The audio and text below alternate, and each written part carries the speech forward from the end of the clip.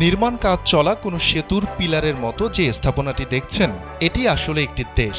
এর অবস্থান সাগরের মাঝখানে হওয়ায় নাম রাখা হয়েছে সিল্যান্ড।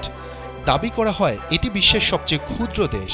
এর রয়েছে নিজস্ব পতাকা, পাসপোর্ট ও কারেন্সি। সিল্যান্ডের অবস্থান ব্রিটিশ সমুদ্র উপকূল থেকে ৬ মাইল দূরে। প্রায় ৫০ বছর ধরে এখানে টিকে আছে এই দেশটি। এটি আসলে দ্বিতীয় বিশ্বযুদ্ধে ব্রিটেন কর্তৃক স্থাপিত একটি সামুদ্রিক দুর্গ, যা একজন ব্যক্তির দখলে রয়েছে।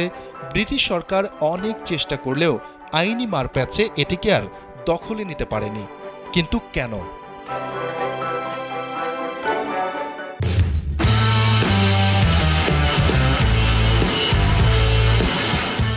প্রথম দিকে এটিকে রাফস টাওয়ার নামে ডাকা হতো।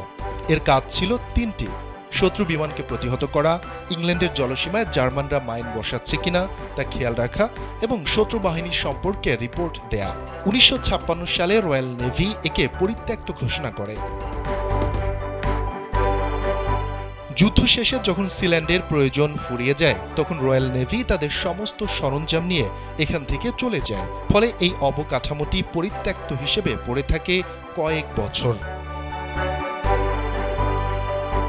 এরপর ১৯৬৭ সালে বেতার সম্প্রচারকারী রয় বেটস এর দখল নেন, কিন্তু আইনি মারপ্যাচে ব্রিটিশ সরকার তার বিরুদ্ধে কোনো ব্যবস্থাই নিতে পারেনি। কারণ এই অবকাঠামোর অবস্থান আন্তর্জাতিক জলসীমায়, আর পৃথিবীর কোনো দেশেরই এই আন্তর্জাতিক জলসীমার মালিকানা নেই। এর ফলে যে কেউ এখানে ইচ্ছা করলেই ঘাঁটি গেড়ে বসতে পারবে। এছাড়া এটি ছিল তৎকালীন ইংল্যান্ডের নিয়ন্ত্রিত এলাকার বাইরে। ফলে চাইলেও রয়্যাল নেভি এখানে কোনো হস্তক্ষেপ করতে পারেনি। এরপর ১৯৭৫ সালে সিল্যান্ড থেকে রাজ্যের সংবিধান প্রকাশ করা হয়। ধীরে ধীরে কয়েক বছরের মধ্যে তাদের পতাকা, জাতীয় সঙ্গীত, ডাক টিকিট, মুদ্রা ও পাসপোর্ট চালু করা হয়। ২০১২ সালে রয় বেটস মৃত্যুবরণ করেন। বর্তমানে তার ২ ছেলে এর দায়িত্বে রয়েছে। বর্তমানে পৃথিবীর কোনো দেশ সিল্যান্ডের সার্বভৌমত্ব ও বৈধতার স্বীকৃতি না দিলেও এটি বিশ্বের সবচেয়ে পরিচিত ক্ষুদ্র রাষ্ট্র। মাত্র ৫৫০ বর্গমিটারের এই রাষ্ট্রটি বর্তমানে পর্যটন ও বিভিন্ন মিউজিক ভিডিও ধারণের আকর্ষণীয় স্থানে পরিণত হয়েছে। গোটা সিল্যান্ডে রয়েছে একটি মাত্র ভবন ও একটি হেলিপ্যাড। বর্তমান কর্তৃপক্ষের দাবি অনুসারে ২৭ জন মানুষ এখানে বসবাস করছেন। ইন্টারনেটে সিল্যান্ডের নিজস্ব একটি ওয়েবসাইটও রয়েছে।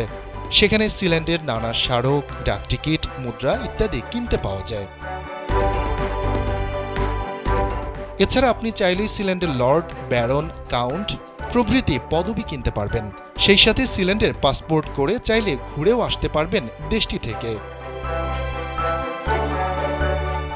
শফিকুল ইসলাম শান্ত, কালবেলা ডেস্ক।